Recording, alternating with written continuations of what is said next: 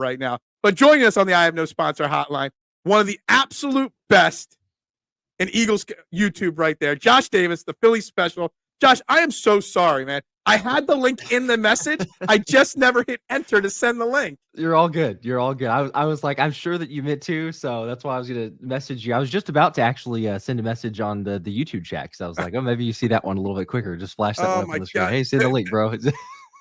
As we call them, the core 12, the people that watch every day, I've been promoting you for a day now, and they were waiting for you, and they were all hammering me like, where are you at? And I'm like, oops, I better check that one out there.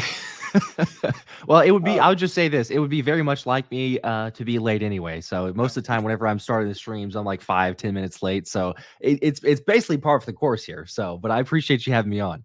Well, I appreciate you taking some time out to come here on this show here this morning. Let's just get right into it. I had an intention to start asking you some Jalen Hurts and Nick Sirianni questions to get your opinions, and we'll get into that in a minute. But I woke up this morning to see videos of Vontae Maddox, Darius Slay, and Quinion Mitchell chirping and goofing around with Mike Evans. And I'm sure you've seen the videos. And a common thread this week on the show has been about the optics of this Eagles team, especially on defense and what's going on. What's your take on Darius Slay? Vontae Maddox it almost seems like not taking it seriously at this point.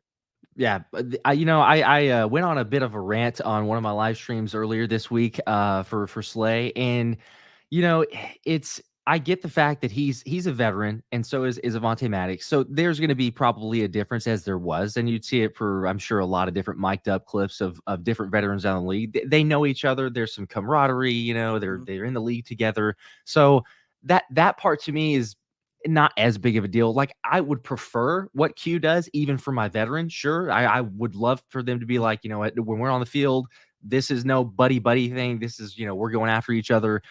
It doesn't usually, or it doesn't always happen, I guess. So to me, that one's like, not as big of a deal. What's a bigger one to me is what's happening off of the field, and that's with Slay after a game when your team did not play well, when you did not play well, and you're going to post your stats and say, hey, make sure, look at me, look at what I did. It's like, bro, I don't care what you did. No one cares what you did. Now, when you retire, sure, hey, you look back at your career and reflect on that. Right now, I want to know, what are you doing for me today? And if you're not doing good enough for me right now, then you should be benched. You shouldn't be playing, or you at least shouldn't be talking, because you're a captain on the team. Now, I'll give everyone a pass, and I'm a very forgiving type of person. Not that Slay needs to hear it from me. He blocked me and blocked others, I'm sure. But still, if it's a one-time thing, I don't mind. Hey, everyone makes mistakes. We all make mistakes. But when you think back to last season, Slay went on his podcast whenever JB was getting torched, and he was having some up and down games, and the trash can pictures came up. He's like, whoa. He's like, I could take a joke, blah, blah, blah, but I've been playing good. I played almost a perfect game. And, maybe I could have made a couple plays, but I played almost a perfect game. But then the defense as a whole didn't play worth crap. It's like, okay, dude, so this has happened multiple times now, and you have a common thread, a common denominator of it's selfish. Like, there's no other way to call it. It is selfish. It's self-centered. It's not a captain. It's not showing leadership. And when he comes back and offers an apology of, I lead by example, I'm in a different form, I'm in a different way. It's like, bro, miss me with that. That is not even what, because actions speak louder than words. It's one thing, and I can appreciate an apology, but once the cat's out of the bag, it's too late. And you've shown time and time again that it does not lead up to that type of exception. So, I was even more, I guess, heated and whatnot in the stream the other day. But I still come back to, like, you're right, Phil. You say the optics of it. It is defensively, they're not playing good on the field. And people may make the case like, well, if they were playing better, we'd give him a pass and everything. Subconsciously, we might give a little bit of a pass, but at the end of the day, I still want my captains to be held up to a certain standard. And you can dang sure believe you're not ever going to see this. You wouldn't have ever seen this from Fletch. You wouldn't ever see that from Jason Kelsey. You didn't see it from them.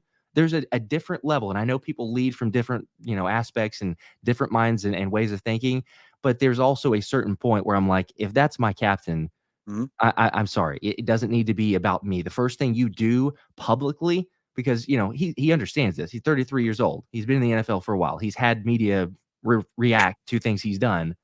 Like, when you do something, understand it is going to be viewed by a certain amount of people, because especially you are a captain and you have that type of voice around the league. But nonetheless, and you mentioned that he's a captain. You mentioned his age, and you bring up last year, and I haven't mentioned last year once on this show about that part of it, and it's a great point. But last year you had other veteran leaders on this defense.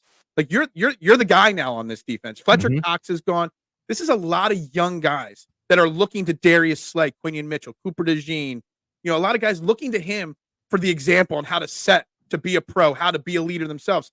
Jalen Carter said in the I don't know if it was in training camp or in the offseason, he wants to be a leader. He wants to be a captain. He's not there yet.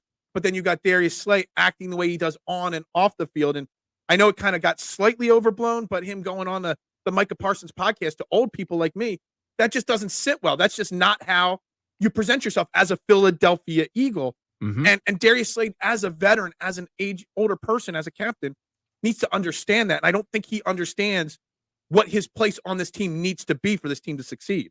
I totally agree. Yeah. And again, it comes back to more so for me because I'm even like it's a different day and age. I know everybody's doing Yeah. podcasts, with players and all that other stuff.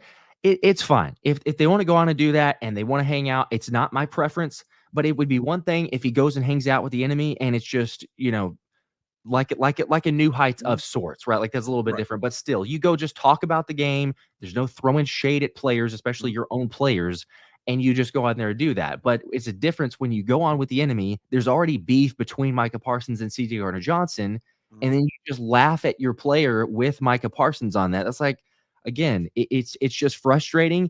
And he could play it off as, oh, I'm kind of a jokester, nothing that deep, blah blah blah. But it's like, okay, but what does it mean to CJ? Like, I don't care what it means to you. Like the Yep. statement, the realization of being a leader is, again, how is that being portrayed by the rest of my teammates and everyone else? Now, ultimately, I will say, I believe that even with the antics there and the lack of leadership, the team can move past it. I think CJ Mhm. can move past it and they will be fine, whether it's a conversation, whether it's a whatever, and just move on. So it's probably going to be okay. But it's still, to your point there, it's like you have young guys looking up to him, and you're like, that's not the first thing that I want them to be able to say. Oh, hey, after a loss, this is how what 12-year vet or 13, however long it's been, How does Chauncey been in the league. Gardner-Johnson feel? I mean, he's having a struggles this season, and Yeah, then that happens. That's got to almost be like a little kick in the nuts. You know what I mean? Like I'm for struggling. I sure. need my leader to pick me up, but he's laughing at me. Yeah, yeah. Especially because again, he already had the beef with Micah Parsons. He's kind of like talking to him. CJ did I think the Instagram live or something that he went Yeah. and like talking about Parsons and blah blah blah. Yeah, and then to see that, which I don't know if there was the exact correlation, but I saw the one word response on Instagram that he had the damn basically. So it's like if that's his initial thought to seeing Slay, which mine would be too, I'd be like, seriously, like you legitimately just did that and you don't think it's a big deal? So yeah, it's not a good look. It's Something's not a good got to look. give in sports in general with just taking Instagram and social media away from players during seasons because there's too much immaturity from these kids and these young guys, and they make so many mistakes that just fuel the fire and stoke the fire from us fans. Yeah, it's It does it's create good content though on a it, side it note. that's the true. It definitely does, and there's so many moments because, like I mean, we'll all say it, but definitely being like a content creator, like it makes for great stuff whenever it's the good positive parts, right? Like, oh, hey, here's a Mhm, posted of an extra clip before the game, after the mhm. game, even we don't want our guys DMing like Kenny Gainwell or others during the game, or Devin White retweeting other Totally people's forgot about stuff, that but one there. it's I there's certain totally forgot things to about the it. Gainwell Right. DM. We're Yeah, like, yeah. hey, maybe not. Maybe not. Seems like an obvious thing, but maybe not. Oh man. All right. So let's get to this team a little bit more seriously here. The Eagles, Jalen Hurts, Nick Sirianni. Obviously, there have been some highs, some lows.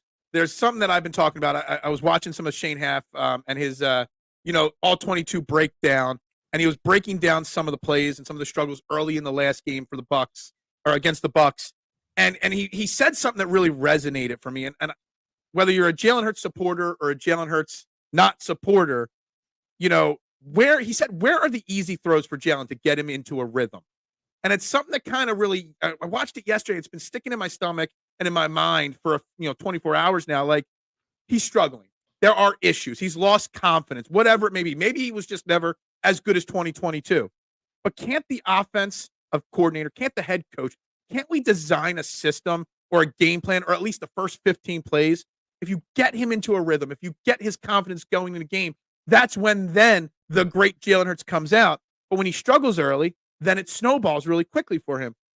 Is it the offense coordinator? Is it Jalen? Where's the disconnect coming from the start of these games? The question also becomes to that, and I'll certainly answer that one. But the question also becomes to that: who is the one that is calling Well, these yeah. plays, or more so, who is the one that is game planning for this situation? Because it's interesting when we come out in the first quarter. Everyone knows this by now, but we've done nothing. It's been four games, four Mhm. first possessions. All have resulted in very meaningless offense. It's 7 total yards. It's 3 punts. It's 1 interception. So it's been abysmal to say the least. But then you come out of the second half, and the Eagles' first opening drive in the second half has been mostly positive. They've been able to actually do something. So it's something with the adjustments. Okay, they're seeing the defense doing this. We can appreciate that, but still, it feels very much like 2023 because we're going, hey, played a bad first half, especially the latter part of 2023, and say we played a bad first half. You come out here, make adjustments, and now it gets promising. I don't know if this is Sirianni being too heavily involved in the game plan, especially to start the week, because the first drive is so scripted, or usually you're going to go with the plays that you're like, all right, hey, let's go with here, and then you try to make things work. But yes, I mean, shout out to Shane and Johnny. Both of them have great content and breaking it down. It's a similar aspect of you go, I'm not sure why that was run. I don't know where they thought this would actually work. And if we as fans, and I'm saying I'm kind of taking myself outside of, because I think Shane and Johnny do it fantastic. They understand it better than I do. But if just the Yeah. casual observer who's not breaking down film can go, that probably doesn't seem like a good play against the Todd Bowles defense, then I don't know what we're doing as the team itself coming out and running options to say, yeah, it's not a get Jalen in rhythm. It's not get some quick hitters out there. It's not slowly, start to get up a couple first downs, because there's no excuse, even with, yeah, we've had the last game for sure, but even a couple injuries, there's no excuse with the talent on this roster to say 4 games into it, there's not a single drive that's gone longer than 19 yards, and in total 7 yards for all 4 possessions, and no points in the first quarter. It's absolutely inexcusable. Yeah. I mean, I always joke about it. And Marshawn, I'll get to your question in 1 second for Josh, but I listen to every press conference all week long. I take notes on them all. And Kellen Moore is like the perfect coach talk. When like he doesn't give you anything, he doesn't really answer anything. And he Yeah. was asked in his press conference this week about, sometimes what happens on defense can dictate that you should probably, get away from the script or change the script that plays or deviate pretty quickly. And he didn't answer that. And the first 2 defensive, well, lack thereof of stands for the Eagles defense should have dictated to get away from, that script that they had preset, but they stuck to it. Do you think it's more Kellen Moore's fault there, or do you think Nick Sirianni's like, yo, this is what we're doing, stick to it? I 'Cause think I it's can't figure out who's in I control of this know offense. that's the difficult part, because we look at the motion and we say, okay, week 1, I think it was like 63% or something like that with motion. And not that all motion is just the only, end all be all, or the dictator for say, oh, well, that's Kellen Moore's offense and this is not, but still it's 63%. And then it's continued to slowly fall, or maybe even drastically in some instances. The counter argument is, okay, you're dealing with some injuries and it's differences of games. So maybe the game got away from you, or it has, and so you just throw things out the window, and less motion, less creativity. I don't know. You go back to what's comfortable. It still does not seem fully that way, because we heard all the reports throughout, training camp. We saw it within the open practice. Jalen taking these differences, seeing a different offense with the motion and everything there.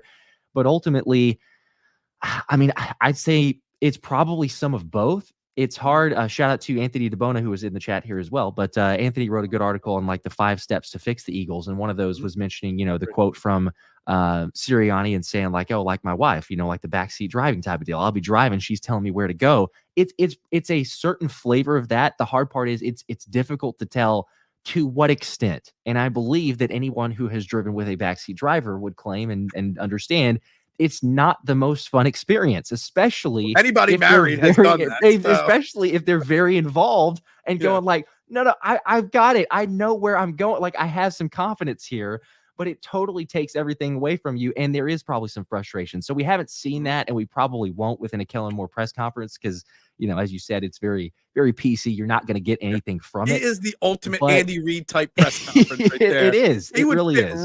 right in as a head coach. Actually, that you say that, Martian just asked another question. Does anybody on the coaching staff or the players actually, I'm going to paraphrase and add a word, have the guts to go to Nick and say, Coach, we should run the ball here, or we should do this or that? Do you think anybody on the offense has the guts to even say that to Nick Sirianni? Because obviously Jalen Hurts won't. Because Jalen Hurts and Nick Sirianni, obviously there's a disconnect, there's a fracture, there's something that can't seem to get mended there. Do you think anybody should, or do you think anybody has the guts to do that? You think that the "we have our moments" comment Yeah. is I wrote that in is my telling notebook after from that was said so big and bold, circled it 3 times. I'm old school. I don't know about you, but I have a notebook. I use a notebook for everything. I there go through you notebooks go. like every month, okay? I've been doing that for a long. I very Yeah. recently transitioned to the notes in my phone, so No, I still I keep don't it trust my everywhere, but phone. I like it's my probably notebook, and then I smart. I'm then I sure can't everyone's. read it because I jot stuff down so hastily I can't read half my notes, but See, that's I the stick problem. to My that. my handwriting is so atrocious that it's just slowly gotten worse because of this, age of technology. So I probably wouldn't be able to read it anymore. That's maybe the Mhm. reason that I changed. But I don't. As far as the offense, I would hope that some people have the confidence to say, "Hey, we should run the football here." I don't know if we're at the level at that point because that's also maybe an issue too. Is like if we do get to the point of players saying, "Hey, we need to do this," then have we completely lost all trust? Are we back to a situation of questioning, is the locker room fractured? Is the team, at odds, or are they at odds with the coaching staff and things like that? So far, even with some struggles, even with a little bit of, irritation, it seems like all of the team has Sirianni's back. We're not getting these leaked reports of someone at odds with, or disagreement with the offense, the game plan, the scheme, anything like that. But if it goes beyond this bye week here, and you go against Cleveland, and you really struggle, or you go a couple weeks and really struggle, I'm going to find it very difficult to believe that we don't start seeing some of those things because this is a team with too much talent, especially guys getting back from injury, to say that we're seeing the same thing. And I would imagine or envision that you've got a guy like a Saquon Barkley who has been a little bit more vocal, maybe an AJ Brown who's a little bit more vocal of just inserting things. It doesn't have to be, demonstrative or getting in his face, but still, like we've even seen mic'd up footage of AJ from last season and telling, I think it was, I think DK McDonald, even in a situation like, "Hey, I got you. Like, if you need me to go in and play some defense." So if he's willing to say that in the heat of the moment to a defensive backs coach, or I guess, secondary in that sense, then I'm sure he would be willing to insert and say, "Hey, maybe we should actually run this thing." But I don't know. It's just the strangest situation because there's still play calls of things that we see a very similar flavor, Sirianni-esque, with a little bit of emotion sprinkled in. It's not as much of a Kellen Moore type of system that I was hoping to see, at least so far. Marshawn is just bringing fire with questions. He's asking that, pre-snap motion, it just doesn't look like it's the right kind of pre-snap motion, jogging to their spots instead of getting there and giving the defense too much time. But this question that he just put in here, I don't even know how to answer because I've never even thought about this in this way. Nick Sirianni's always sticking up for the players. He's always taking bullets, for everybody, coaches and players. And does that lead to them not wanting to respect or able to respect him? To not be able to call people out and call a spade a spade. I just saw that and I wanted to give him time on his pre-snap motion question, but I see this question. I'm just like, I don't even know if there's enough time in the day to even think about the right answer for this one here.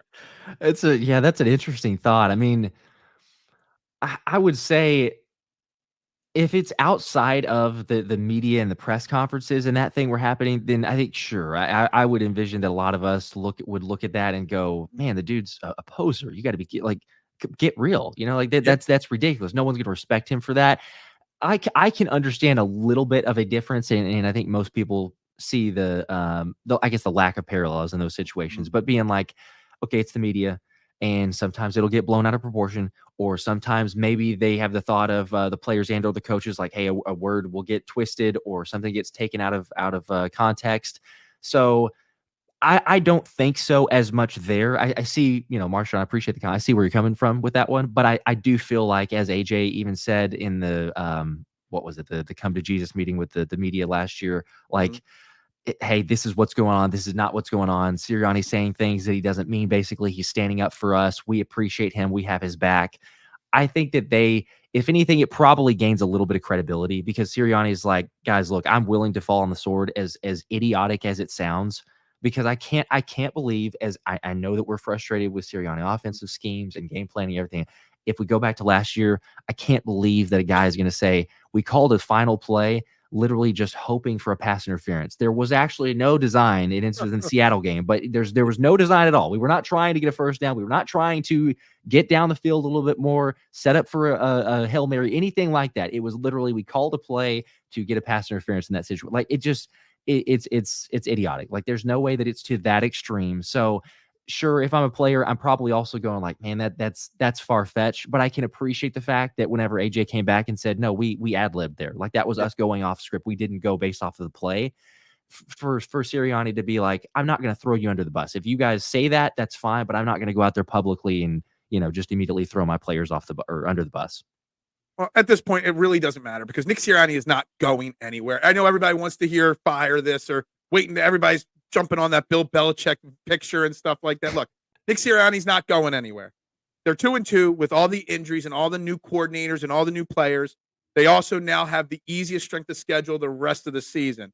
How are you feeling as we get ready to wrap this show up today, confidence-wise, with this Eagles team going forward, knowing that they're going to get A.J. Brown back, Devontae Smith, Lane Johnson? They got to buy. They've got the next 4 games. What is it, like 3-13, the combined record of their opponents? Yeah. I mean, they're set up to go on a run now. Are you confident that even with all these dissension, fracturing, immaturity, lack of discipline, all the words we can use, that they can turn it around? I am somewhat confident. I'm tempering that a little bit. You are just like Kellen Moore. You're not giving me any good or bad. Really, you're just towing the middle line. I really am, because I've tried to go back and forth of like, can I really jump on board here? But the problem is that I was that way whenever we begun the season, and then it's the Packers game, and you're kind of like, well, the field is not, it's definitely an excuse. It was a terrible excuse, for a football field there, but you had different of rust and not playing in the preseason for the offensive starters. So there were things that you could kind of just explain away. And then as we continued, game after game now, I know there's some injuries, but I'm like, man, I just don't know. There's some issues that we're all seeing here. Does that get fixed? And how much of a change is it? And then we look at the defense, and Fangio was supposed to come in here and help. I know that a lot of people, and myself included, don't necessarily love the bend but don't break mentality. But regardless, that's what you chose to be. And so if anything, at least it could be the best version of that. But we've seen him make some very questionable decisions within his scheme. Obviously, players are not helping that by missing 18 tackles or whatever the official number was. But ultimately, they have a schedule, like you said, a 3-13, especially the first 4 games. I think that'll be the most telling. The first 4 games out, like, you got to go 3-1 in that stretch. At least. You really do. And it could very well be 4-0, but you got to beat Cleveland. I mean, heck, after the bye, like get this thing going, beat Cleveland, New York. If you lose there, I mean, come on. So you beat that. At Cincinnati, that could be difficult. The Bengals, interesting start to the season, but I think they're better than their record shows. But in Cincinnati, if you win that one, and then Jacksonville, primetime Sunday Night Football, Doug Peterson, I mean, may very well be gone by then. So he may very well. You could go 4-0. And then this thing can build. You can get some momentum. And we've seen things turn around before. But as of right now, I mean, scale of 1 to 10, 10 being they are going to just run the table and all things are going to be fixed. I'm probably at like a 6.5 or 7. I'm still optimistic, but I there's things that I've seen. I'm like, I need to see it multiple games. We haven't won by 2 possessions in like 15 games. It's been ridiculous now. It has been. Like, I know you got to go here soon. I know you're doing Joe Castro later in the next half hour. My man, Joe. But every first-time guest has to answer one non-sports question for the chat. And anytime I forget to ask a guest for the first time this question, I get peppered with, so many mean comments for not asking this. It's a common thread in the show. Comment of the Core 12. You can only watch one movie for the rest of the year or for the rest of your life, but you only have 2 choices. Okay. The Godfather or Goodfellas. What do you check? What do you take? Oh my gosh. Okay. I feel like I got asked a very similar question to this before. I would have to say Goodfellas. And it's just the rewatchability. If I was gonna pick which one's better, Godfather's going up there. Like, that's not a question for me. But Goodfellas, it's just, I think I could get through that one a lot. It's Godfather, as people know, I'm sure that have watched it. If you haven't, you're crazy. You've lost your mind. Well, I can't even remember who it was. One of the Eagles beat reporters I had on like 3 weeks ago said he's never even seen Goodfellas. I don't even remember which one it was. Yeah, I was like, what are you even talking about here? How have you not seen Goodfellas? It's on TV like 37 times a a day. Oh my But yeah, gosh, it's a classic. You have to. yeah, Oh, that's terrible. I love movies, obviously. I try to use as many movie clips in the yeah, show as I can. But yeah, I think gotta go Goodfellas. But there's also no question in my mind if we're ranking which one's better. yeah. It's It's The one's better Godfather than the other, but one's more rewatchable. for Absolutely. sure. Josh, man, you do such fantastic work. I love the game, the live game Thank parties. I you. love all your content. I don't know if you know, we're starting a new thing here. This is actually, my previous channel's kind of going away. This is kind of a new thing. So I greatly appreciate your time this morning, but I really look up to what you guys do and what you do on your channel there. So just wanted to shout that out and just make sure, guys, if you're not watching Josh's channel, I did put the link to his YouTube channel. I mean, 75,000 plus subscribers. Most people watching this are probably already watching your content over there. But if not, guys, make sure you find Josh over there on his channel. I appreciate that, Phil. That's awesome. Well, this has been a blast. Definitely do it again. But I promise appreciate next you time having I me won't on. forget to send the link so we get like 5 more minutes of time. It's all right. Again, we all make mistakes. So I would have I make probably a been lot late more than anyway. most. So it's this was good. I appreciate it. Josh, thanks. Have a great day. All right. Awesome. All right. That was Josh Davis. Guys, really, truly find his stuff, man.